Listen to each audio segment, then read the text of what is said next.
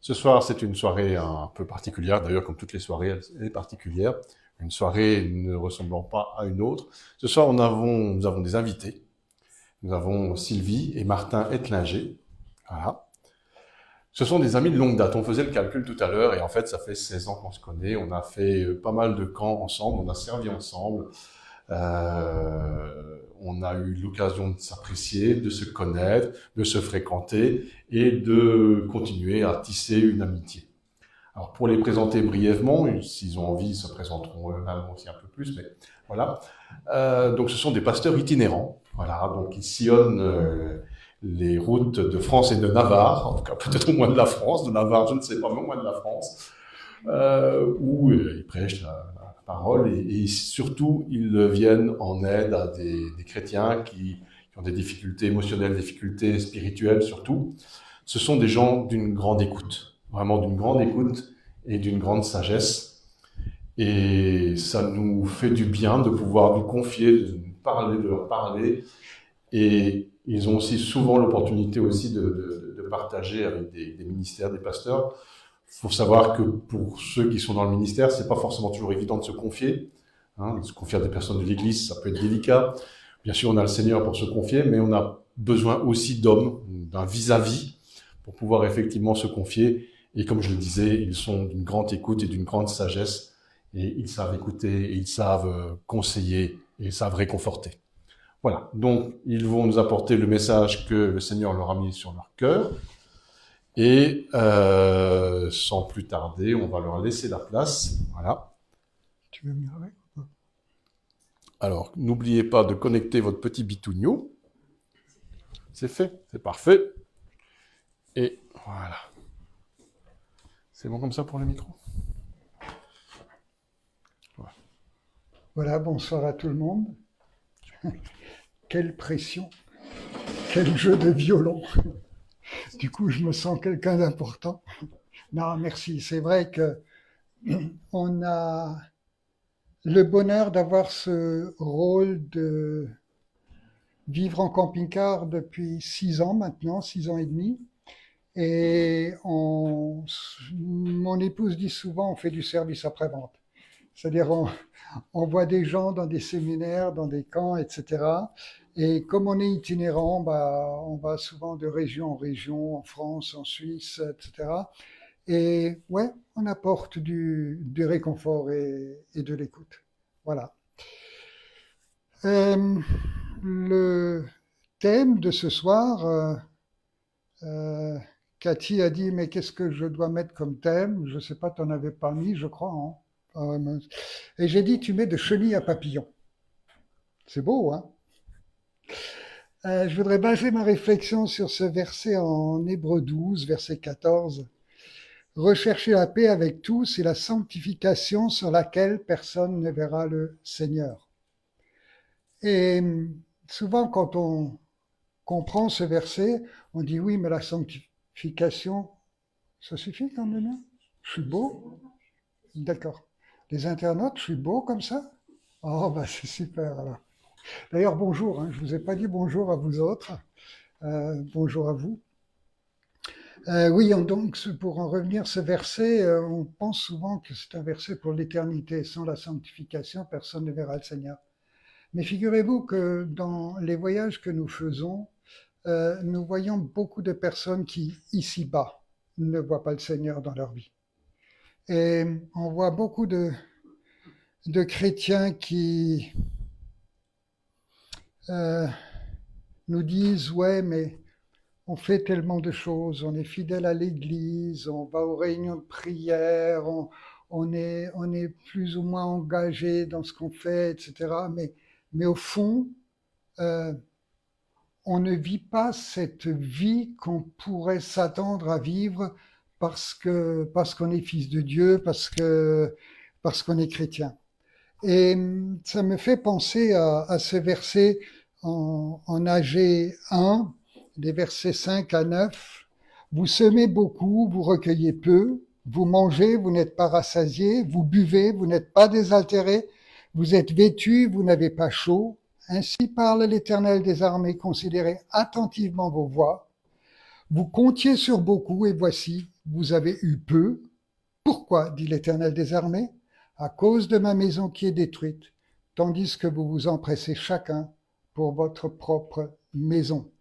Et c'est une vérité dans la vie de beaucoup de personnes, c'est qu'on a beaucoup d'empressement pour les choses du quotidien, pour tout ce qui concerne l'âme, pour tout ce qui concerne la chair, mais on a peu de temps pour emmener des choses là-haut dans le monde spirituel. Et pourtant, ce sont des gens qui, par leur foi, leur attachement à Dieu, sont extrêmement sincères.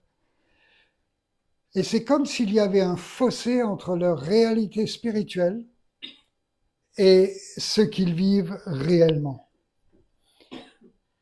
Et quand on pose la question et qu'on leur dit, mais c'est quoi votre relation avec Dieu?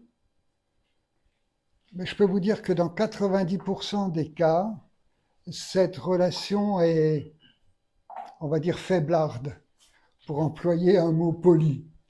C'est vrai que on n'a pas pris l'habitude, beaucoup n'ont pas pris cette habitude d'avoir cette relation profonde, personnelle, quotidienne avec Dieu. Alors on lui dit oui, mais on va à l'église le dimanche, on va même à la réunion de prière en semaine. Et puis d'autres disent oui, non, mais on fait plein de choses, on fait de l'évangélisation, on fait plein de choses. Mais il y a au fond quelque chose qui ne fonctionne pas. Et je voudrais m'attarder un petit peu là-dessus ce soir. Watchman Nee disait sans révélation, pas de foi. Si nous n'avons pas la révélation que Dieu existe et qu'il est agissant dans notre vie, notre foi n'est que religion. C'est juste une participation à une association. C'est juste un club de foot auquel on adhère. On fait beaucoup de choses parce que tout le monde les fait. Mais quand on n'a pas cette révélation que Dieu existe, on est juste dans une religion. Isaïe 42, 22, c'est un peuple pillé et dépouillé. On les a tous enchaînés dans des cavernes, plongés dans des cachots. Ils ont été mis au pillage et personne qui les délivre. Dépouillés et personne qui dise restitue. Alors quand on regarde ce verset de près et qu'on regarde la signification du mot restitue, ce mot veut dire retourne, reviens, repens-toi, change de mentalité. Alors bien sûr, on a souvent cité ce verset en disant restitue. Et avec mon épouse, on se posait la question, oui, mais on le dit à qui restitue? Est-ce qu'on le dit à diable? Est-ce qu'on le dit à Dieu? Qui c'est qui doit restituer? Eh bien, la traduction, c'est pas restitue. La traduction, c'est retourne, repens-toi, reviens. Beaucoup de nos amis sont intégrés dans un système.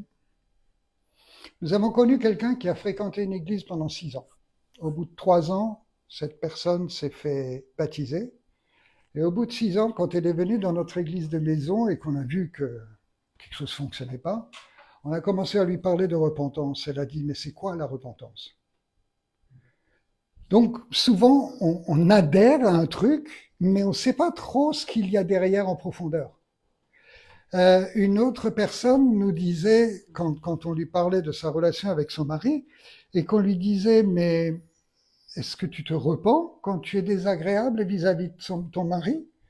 Et elle nous dit, mais je me suis repenti quand je me suis converti. Oui, mais la repentance, c'est peut-être pas seulement quand tu t'es converti. J'y reviendrai.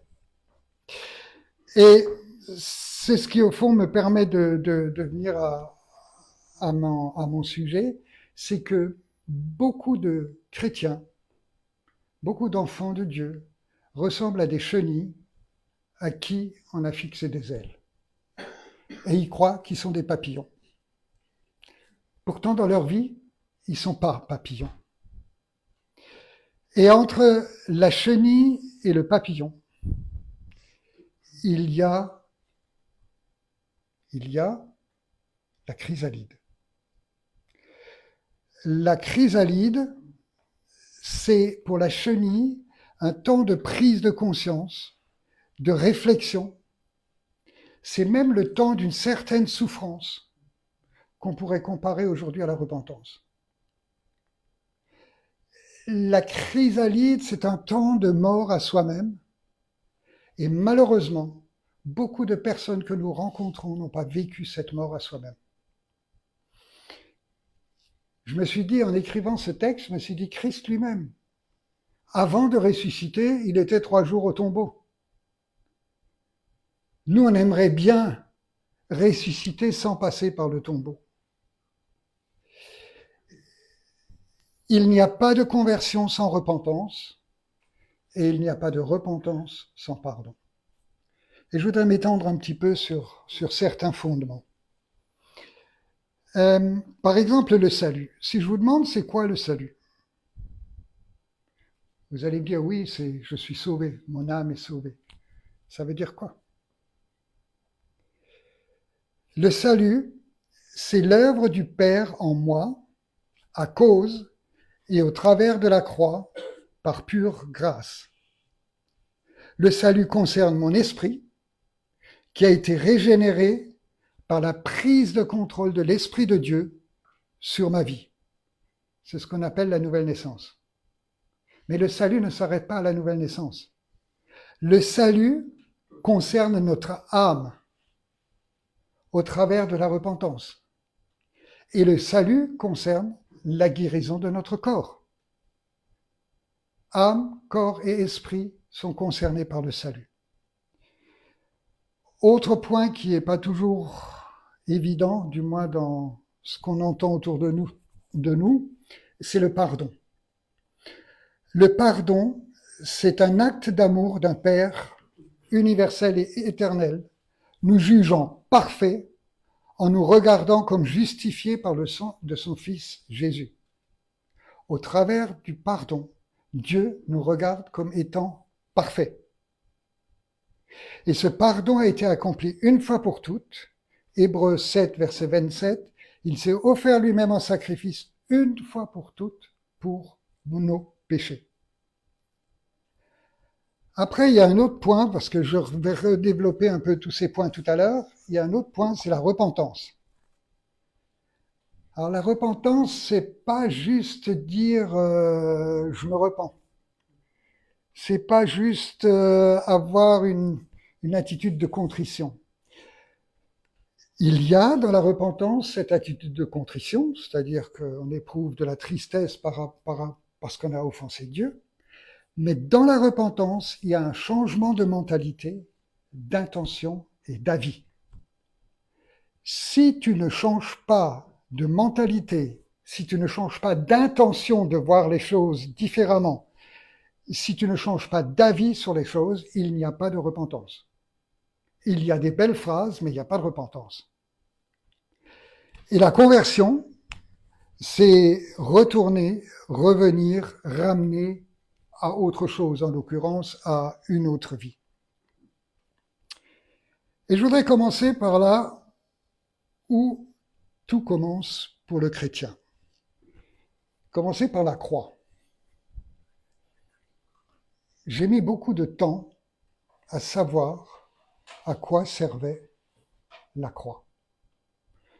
Depuis l'âge de 15 ans, j'allais dans des assemblées avec des jeunes, etc. On en parlait tout à l'heure avec messieurs dames. C'est peut-être il y a 1 an ou 2 que je me suis dit, mais la croix, c'est quoi exactement? La croix, contrairement à ce qu'on m'avait enseigné, la croix n'est pas un but à atteindre. Elle n'est pas une finalité. La croix est un lieu de passage, c'est pas un lieu de résidence. Pourtant, c'est beaucoup enseigné. Ce n'est pas vrai, ce n'est pas un lieu de résidence. La croix, c'est comme une déchetterie. On y va, on dépose ce qu'on a déposé et on ressort plus léger. La croix est un lieu de mort qui veut nous propulser vers la vie. Elle n'est pas un lieu de conversion. La croix est un lieu de pardon.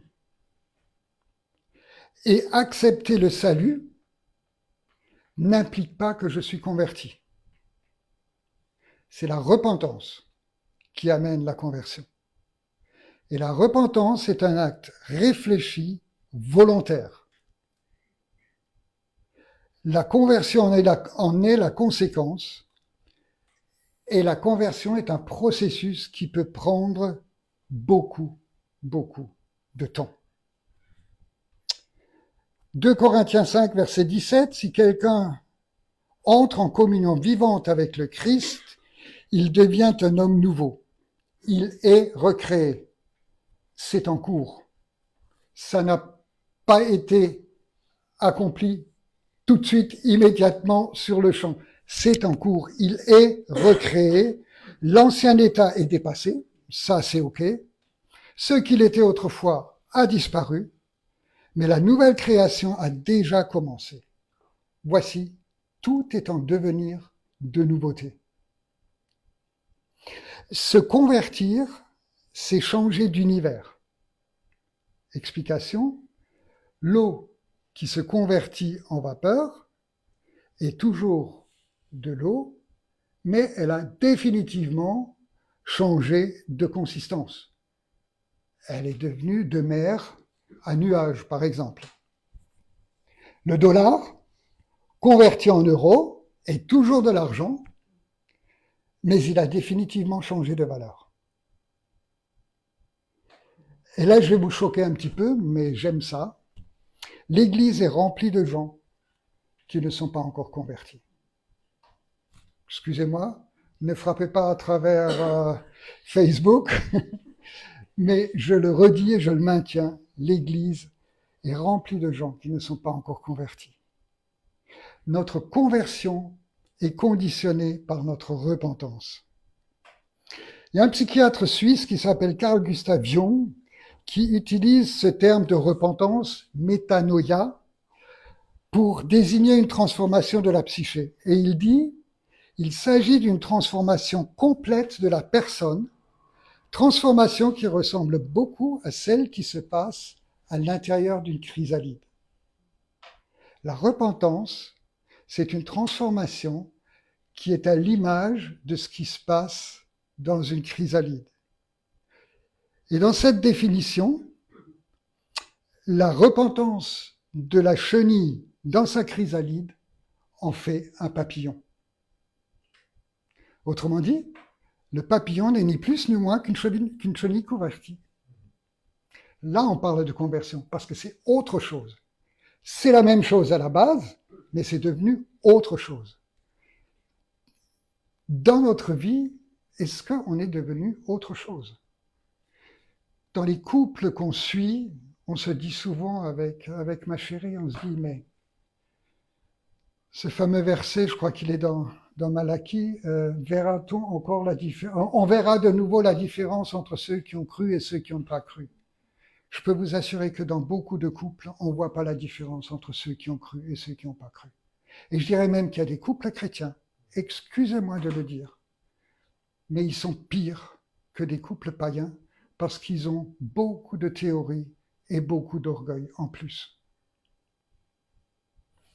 La repentance est une attitude, c'est un chemin permanent. La conversion est un état. Le papillon est plus grand, le papillon est plus grand que la chrysalide qui garde la forme de la chenille. Il y a un temps de souffrance dans cette chrysalide que souvent nous refusons. Et il y a un temps de prise de conscience. Il y a un temps de prise de conscience du papillon pendant qu'il sèche ses ailes. Et là aussi, on va y revenir.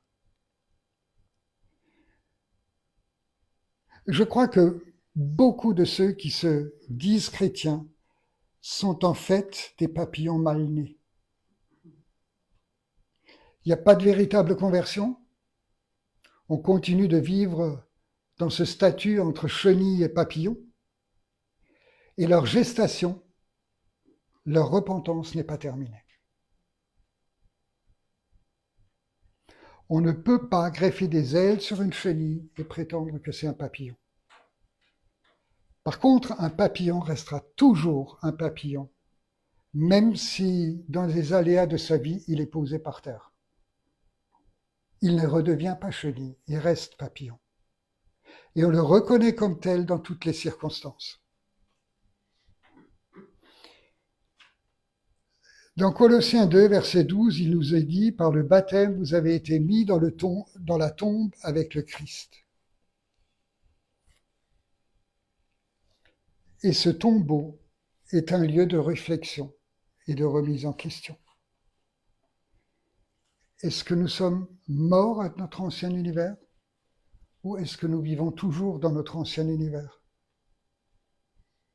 Avons-nous intégré ce que devrait être notre nouvel univers?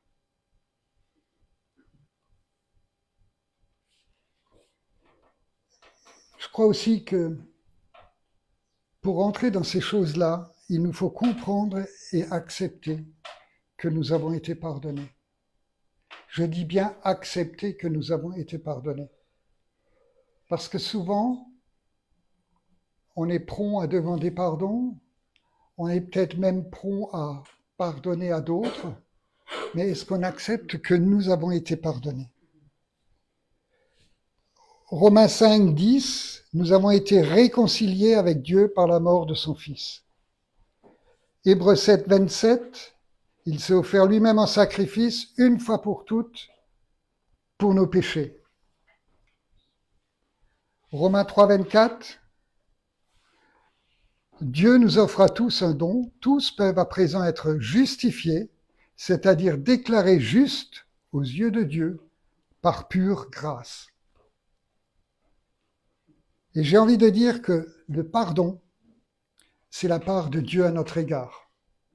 C'est la nouvelle naissance. La repentance, par contre, c'est notre part pour rentrer dans le changement. Le pardon, c'est la part à Dieu. Ça a été accompli. Notre part, c'est d'entrer dans le changement. Je voudrais juste faire une parenthèse sur la parabole du fils prodigue. À quel moment est-ce qu'il est question de pardon dans la parabole du fils prodigue? À aucun moment. À aucun moment, il n'est question de pardon. Le Père accueille le Fils parce qu'il lui a déjà pardonné. C'est dans sa nature de Père. Si Dieu a envoyé Jésus, c'est parce qu'il avait besoin d'exprimer le fait qu'il nous a déjà pardonné. Un père qui aime son enfant, quoi que fasse son enfant, si l'enfant revient, le pardon est déjà accompli. Sauf dans certaines situations bien terrestres où c'est plus compliqué. Mais dans la nature des choses, c'est déjà fait. Et le Fils, à quel moment est-ce qu'il a demandé pardon à son Père? Jamais. Par contre, il est écrit qu'il entra en lui-même et qu'il se dit « Je vais retourner chez mon Père ». Ça, c'est la repentance. Les amis, il est beaucoup plus facile de demander pardon que de se repentir. Et on nous a tellement appris à demander pardon. Je vais vous dire un secret dans votre couple, pour ceux qui sont en couple. Vous n'avez pas besoin de demander pardon à votre mari ou à votre femme. Parce que quelque part dans son cœur, s'il vous aime, il vous a déjà pardonné. Par contre, votre mari ou votre femme a besoin de votre repentance. Il a besoin que vous changiez de comportement.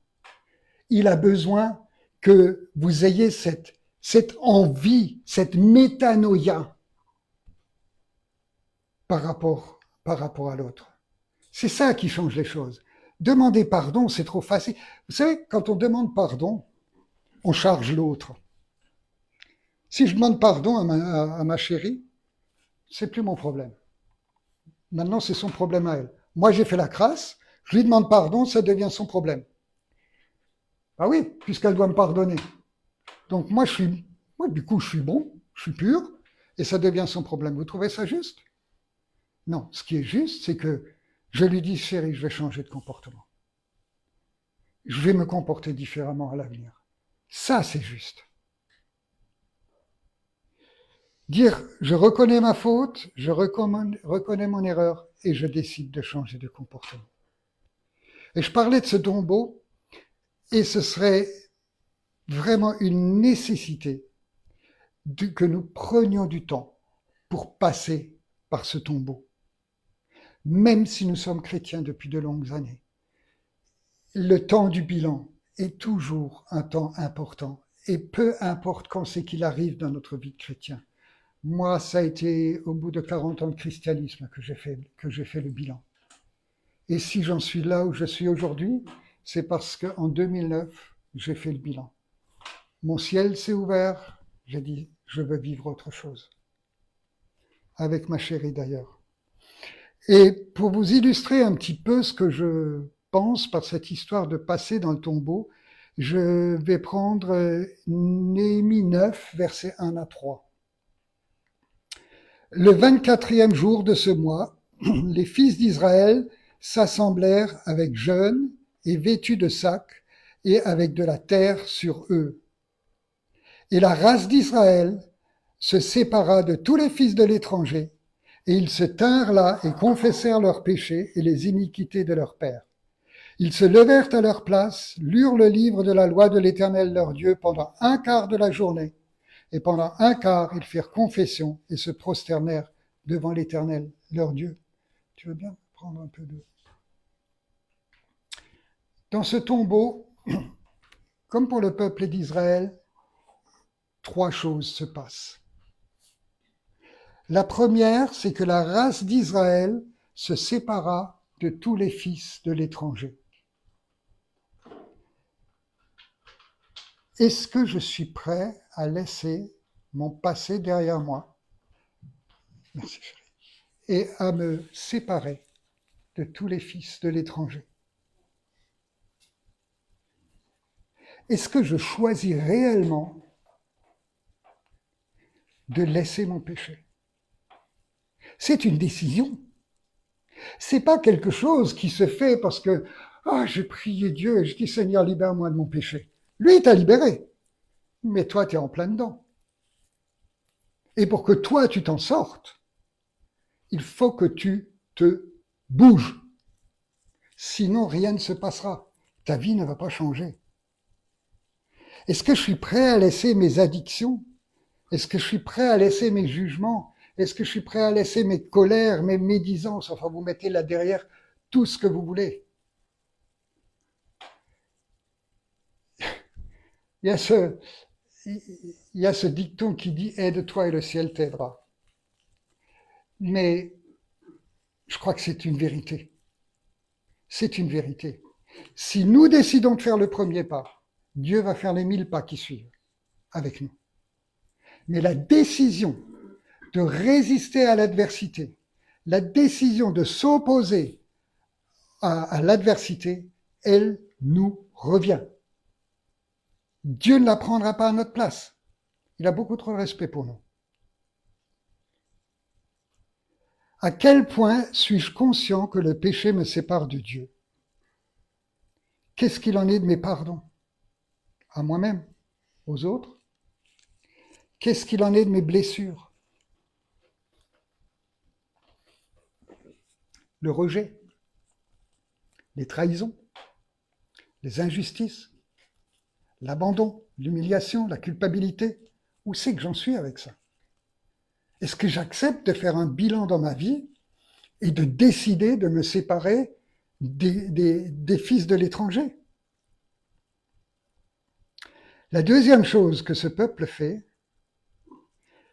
ils se levèrent à leur place et lurent dans le livre de la loi de l'Éternel leur Dieu pendant un quart de la journée. Est-ce que nous avons pris le temps de nous approprier la réalité de Jésus? Il a effacé le document de nos dettes qui nous accusaient, qui étaient contre nous, à cause des règles établies. Il l'a détruit en le clouant à la croix. Tout ce que l'adversaire a comme droit sur vous, sur vos vies, a été cloué à la croix. Lui, il le sait. Jésus le sait.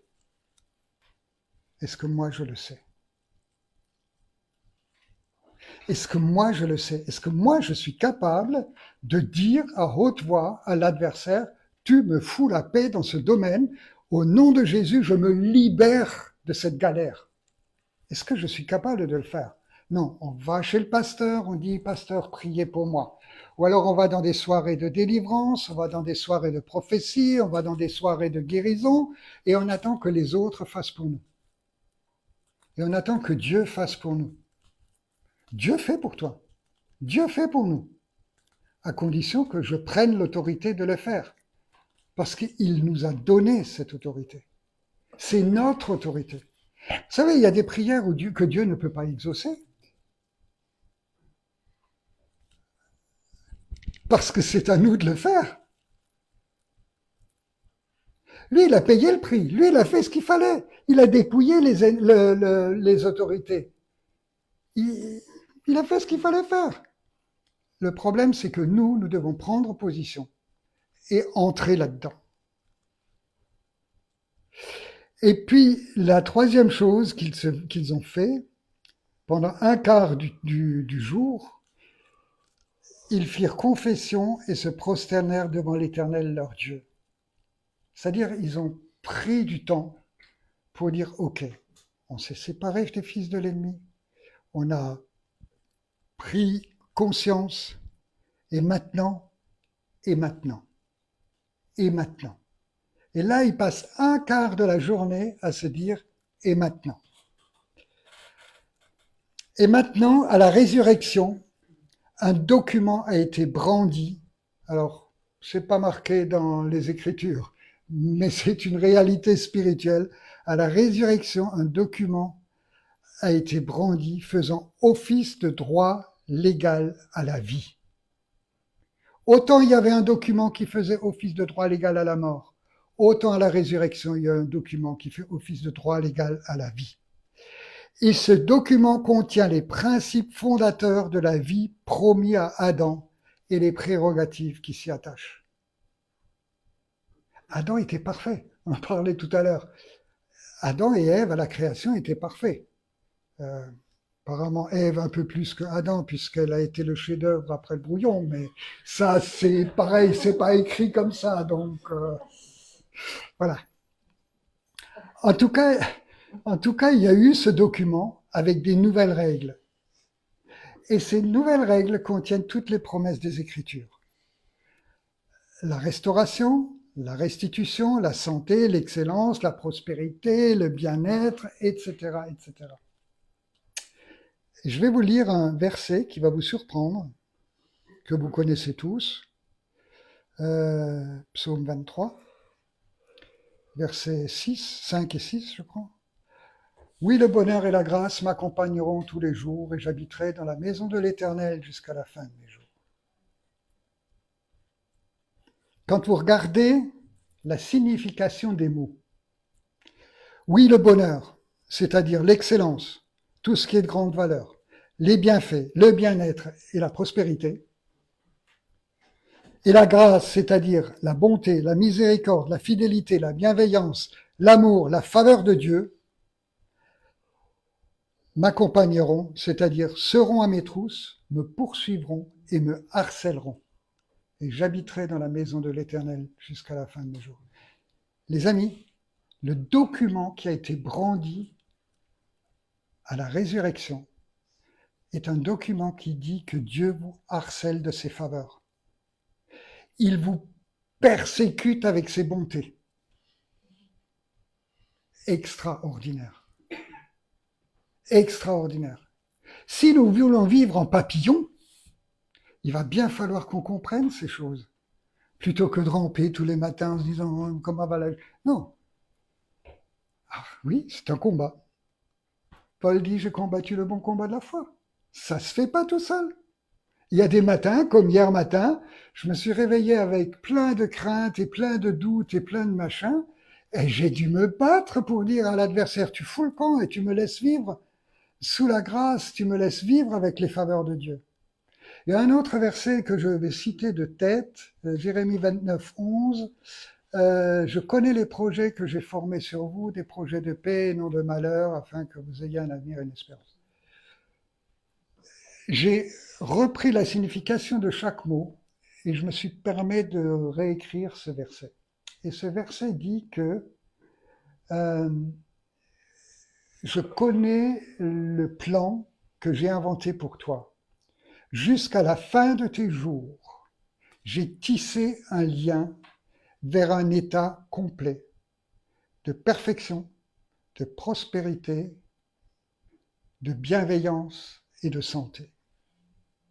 Parce que quand vous regardez le mot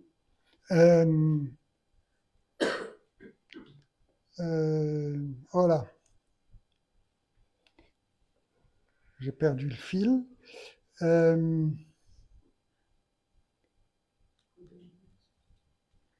Non, redis-moi le verset originel, le 29 que j'ai formé sur toi.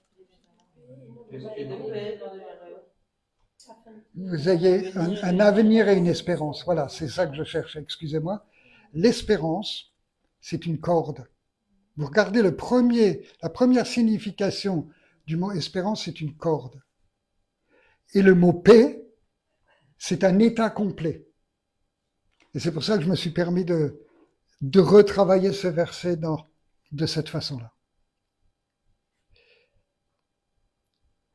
La conversion, le changement de mentalité, le changement d'univers sont au prix de ces 3 points. Qui j'étais, adhérer au changement de mentalité et me souvenir et travailler qui suis-je appelé à devenir. C'est une question qu'on ne se pose pas souvent. Et après ce temps de chrysalide, le papillon sort de sa chrysalide et il se prend le temps de sécher ses ailes. Et c'est un temps indispensable pour pouvoir voler. S'il ne sèche pas ses ailes, il ne peut pas voler. Oui, j'ai chaud, je transpire. S'il ne sèche pas ses ailes, il ne peut pas voler.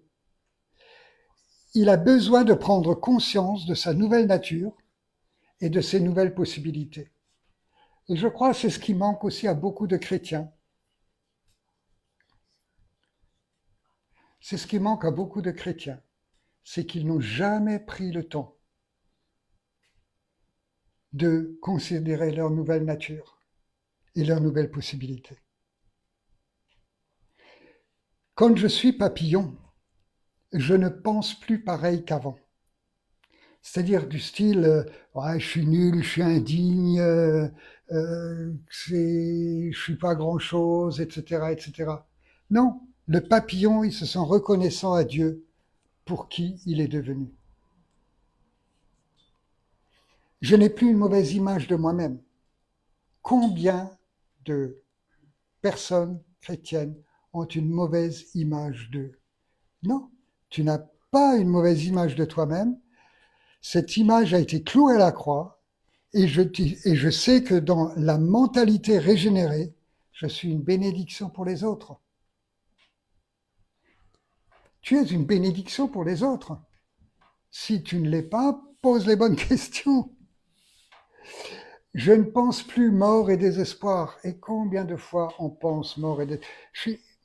Même dans ma vie, je suis impressionné par le nombre de pensées qui me viennent et qui sont d'abord négatives. Et que je suis obligé de retravailler pour qu'elles deviennent positives.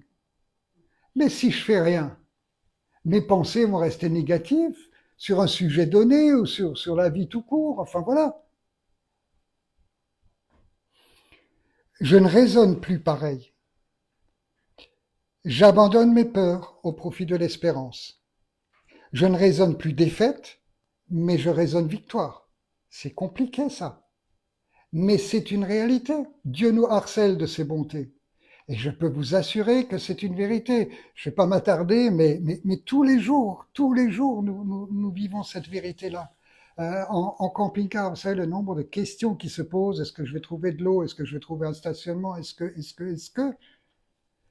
Et combien de fois j'ai tendance, on cherchait de l'eau hier, parce que, bon, il y a pas mal de choses en panne, et, et la question se pose, jusqu'au moment où tu prends autorité, et tu dis non, non, maintenant, les questions négatives, vous partez, je suis sous la faveur de Dieu, l'Éternel me persécute par ses bontés, par ses faveurs, je sais que je vais trouver de l'eau. Et non seulement on a trouvé de l'eau, mais on aurait dû la payer, et elle a été gratuite. Waouh! Non, mais c'est des positionnements, tout simplement. Et ça marche. Ça marche. Voilà. Je ne me complais plus dans mon passé, mais je regarde en avant. J'abandonne mes colères et mes conflits au profit d'une attitude de paix. Je ne parle plus pareil à la sortie du tombeau, quand je suis devenu papillon. Je ne parle plus pareil. Mes paroles élèvent au lieu d'abaisser. Pas toujours évident, pas toujours facile. On a la critique beaucoup plus facile que l'encouragement. Mes paroles sont vie, c'est-à-dire quand je parle à quelqu'un, il faut qu'il y ait de l'espérance qui sorte de moi. Il ne faut pas qu'il y ait de la tristesse, du désespoir, il faut de l'espérance. Et puis j'abandonne des paroles telles que je vais attraper froid. C'est très bête, mais si tu penses que tu as attrapé froid, bah, je sais pas, laisse-le passer le froid, enfin il va pas te toucher. Voilà. Ça fait des années que des années que nous nous positionnons au moindre signal de rhume et de voilà. Alors oui, nous avons été touchés par le Covid comme ça. C'est parce qu'on a pris position rapidement. Euh, je me fais de la bile. Le nombre de gens qui ont des calculs biliaires parce qu'ils sont angoissés. Je me fais du mauvais sang. Faire du mauvais sang, c'est le cancer qui se développe. J'en ai plein le dos. Combien de personnes en ont plein le dos? Mais combien de ces mêmes personnes ont des problèmes de dos? Parce que quand tu en as plein le dos, c'est ta structure qui est mise à mal. Et quand ta structure spirituelle est mise à mal, ta structure physique est mise à mal.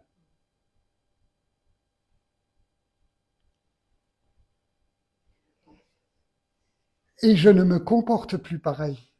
Je ne cherche plus à vouloir que ma femme, mon mari, mon prochain soient comme je le souhaite, mais je l'encourage dans ce qu'il a de meilleur. Je reconnais que ce n'est pas toujours ce qu'il y a de plus facile. Mais c'est un but à atteindre. Paul dit, je cours.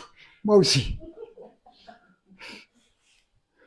Je ne cherche plus à être le centre du monde, mais j'élève et valorise les autres. Ça, c'est l'attitude du papillon. Je suis enfin un papillon volant, un petit oin, bien dans sa nature et dans son identité. Je suis enfin converti.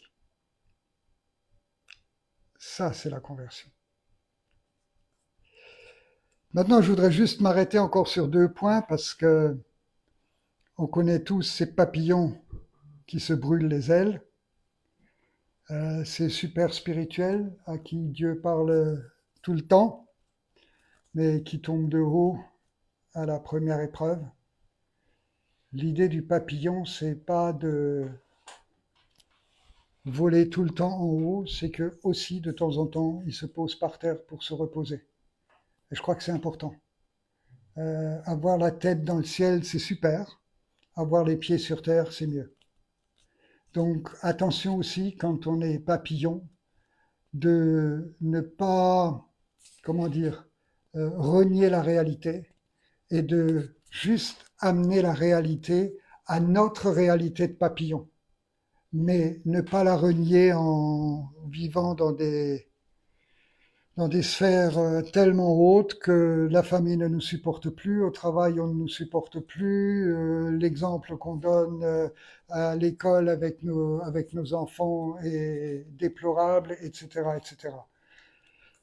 Voilà. Et après, il y a une dernière catégorie de papillons, c'est le papillon rampant. Et ça, c'est une catégorie non négligeable de papillons. C'est pas parce que tu es posé par terre que tu es resté chenille. Il y a des gens qui ont vécu des vies chrétiennes extraordinaires, avec tout ce qui peut se rapporter à ça comme bénédiction, mais qui, à un moment donné, sont rattrapés par l'adversité et qui se retrouvent par terre. Et c'est une catégorie de gens qui ont les ailes chargées. Qui ont les ailes chargées. Ils ont tellement butiné, ils ont tellement donné, tellement apporté qu'ils ont les ailes chargées. Et on reconnaît le fait que ce soit des gens qui sont très valeureux, mais qui pour autant sont immobilisés. Et ils ont besoin des autres papillons. Attention de ne pas les critiquer. Ils ont besoin des autres papillons pour retrouver le chemin de la repentance. Parce que ça repassera toujours par le chemin de la repentance. Il y a toujours quelque part une repentance à accomplir pour pouvoir se relever. Mais quelquefois, il faut des gens qui les accompagnent. Il faut des gens qui les accompagnent pour reconnecter à leur statut et pour les aider à guérir de leurs blessures. Il faut des gens qui les accompagnent pour qu'ils puissent redécouvrir l'amour inconditionnel du Père. Et ces papillons ont aussi souvent perdu la reconnaissance et la louange. Et la reconnaissance et la louange sont un style de vie. Si vous ne savez pas être reconnaissant et loué, vous ne pouvez pas voler. C'est dans la reconnaissance et la louange qu'on élève les yeux, qu'on voit les belles fleurs qui sont en haut et qu'on a envie de se poser dessus pour les butiner. Si on n'est pas dans la reconnaissance et dans la louange, si vous ne savez pas être reconnaissant, priez pour cela. Priez pour cela et prenez autorité sur cela. Parce que c'est l'adversaire en personne qui veut vous empêcher d'entrer là-dedans. Parce qu'il sait que si vous entrez là-dedans, vous allez devenir papillon. Travaillez la reconnaissance et la louange. Faites-vous accompagner. Prenez position. Parlez à l'adversité. C'est tellement efficace de parler à l'adversité. C'est tellement efficace. Vous savez, le matin, quelquefois, dans mes temps de prière, je suis comme vous, hein. Je me dis, bon, je vais me prendre un temps de prière et toc toc, je pense à ça, je pense à ça, je pense à ça, je pense à... et hier, et avant-hier, et les copains, et le travail. Ouh. Et là, je prends autorité, je parle à haute voix à mes pensées et je leur dis les pensées. Maintenant, vous vous taisez parce que je suis avec mon Dieu. Et ça marche. Juste, on ne pense pas à le faire, mais ça marche. Et puis, je vais m'arrêter là. J'ai juste un tout dernier point. Un papillon qui n'a pas une relation régulière et profonde avec son Père céleste ne volera jamais bien haut. Vous pouvez suivre tous les enseignements que vous voulez. Vous pouvez recevoir toutes les délivrances que vous voulez. Vous pouvez avoir toutes les belles réunions de guérison que vous voulez. Si vous n'avez pas de relation personnelle et intime avec votre Père céleste, vous ne volerez jamais bien. Oui, de temps en temps, vous allez vous élever du sol et battre des ailes et waouh, je suis jusqu'à la moitié de la marguerite, mais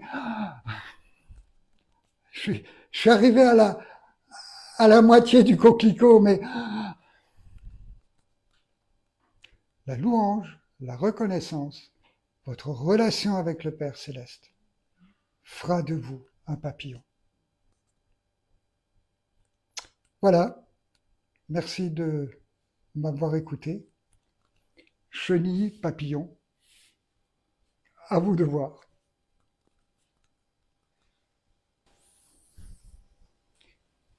Bien, Je te recède la parole. si tu veux.